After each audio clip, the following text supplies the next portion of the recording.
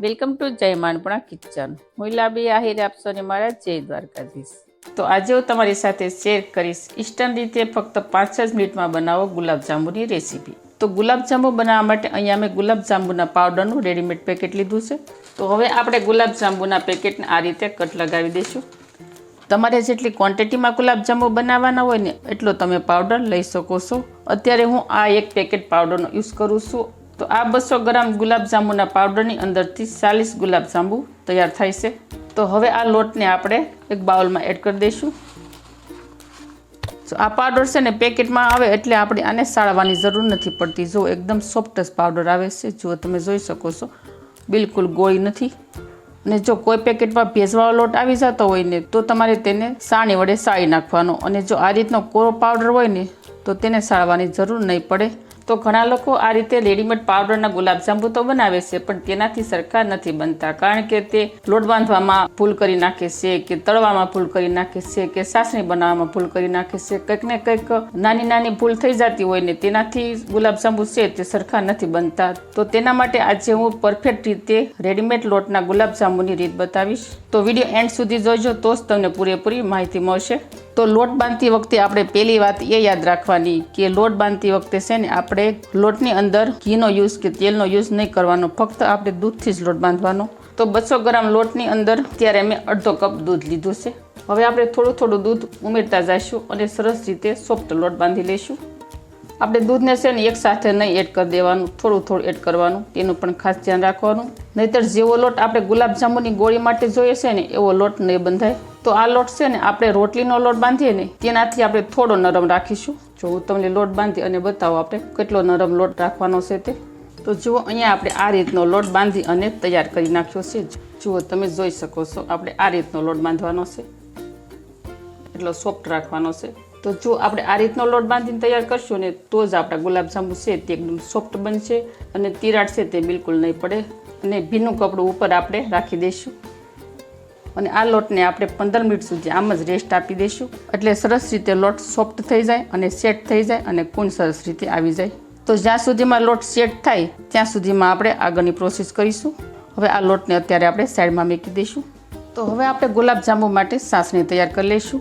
તો તેના માટે અહીંયા અમે એક આખી વાટકી ખાંડ લીધી છે.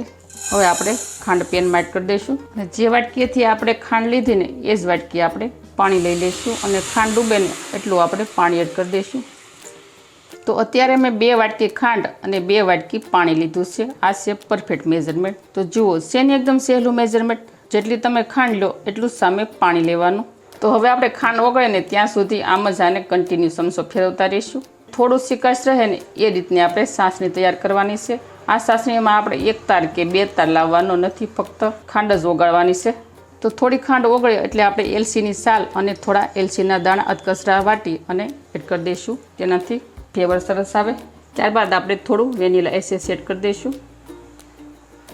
આનાથી પણ ફ્લેવર સરસ આવે. અને તમારી પાસે જો વેનીલા એસેન્સ ન હોય તો આની જગ્યાએ તમે કેસર પણ લઈ શકો છો. તો હવે આપણે સાસણીમાં થોડો કલર લાવવા માટે અહીંયા મેં લીધો છે સપટી કેવો ફ્રૂટ કલર.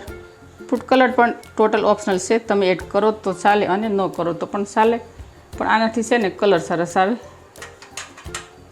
હવે આપણે આમાં કન્ટિન્યુ ચમચો ફેરવતા રહીશું. તો જુઓ તમે જોઈ શકો છો. તો જો અહીંયા આપણી સાસણી છે તે આ રીતની થોડી સિકાસવાળી થઈ ગઈ છે. એટલે આપણે માની લેવાનું કે સાસણી તૈયાર છે. આ સાસણીમાં આપણે તાર નથી લાવવાનો.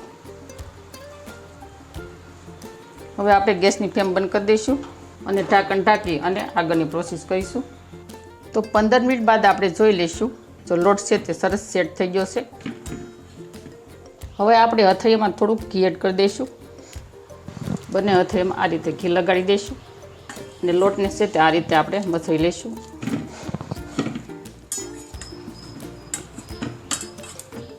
તો અહીંયા મેં પરફેક્ટલી લોટને મસળી નાખ્યો છે. જો આ રીતનો લોટ છે તે પરફેક્ટ છે ગુલાબજાંબુ માટે. તો ફરીથી આપણે હથેળીમાં ઘી લગાડી અને આપણે નાની નાની ગોળી વાળી લઈશું ગુલાબજાંબુની. આ રીતે આપણે એકદમ હળવા હાથે ગુલાબજાંબુની ગોળી વાળી લઈશું. જો છે ને એકદમ સરસ મજાની. જો બિલકુલ તમને ફાટેલી ક્યાંય નહીં દેખાય. તો હવે આ રીતે આપણે બધા જ લોટમાંથી ગુલાબજાંબુની નાની નાની ગોળી વાળી લઈશું. આપણે છે ને લોટમાંથી નાની જ ગોળી વાળવાની, કારણ કે જે પછી સાહણીમાં આવે ને ગોટી, એટલે તે સાસણી પીવે એટલે ગોટી મોટી થઈ જાય. એટલે આપણે પહેલાં છે ને નાની જ ગોળી વાળવાની, તે ખાસ ધ્યાન રાખવાનું. તો જો અહીંયા આપણે બધા જ લોટમાંથી આ રીતની બધી જ ગોળી વાળી દીધી છે, એકદમ સરસ મજાની. તો હવે આ ગોળીને આપણે ફ્રાય કરતા જઈશું, અને થોડી ફ્રાય કરવા માટે ગોળી લેતા જઈશું. અને ગોળી લેવાઈ જાય એટલે આપણે ગોળીને આ રીતે ઢાંકી રાખવાની, ત્યાર પછી આપણે ફ્રાય કરવા લેવાની.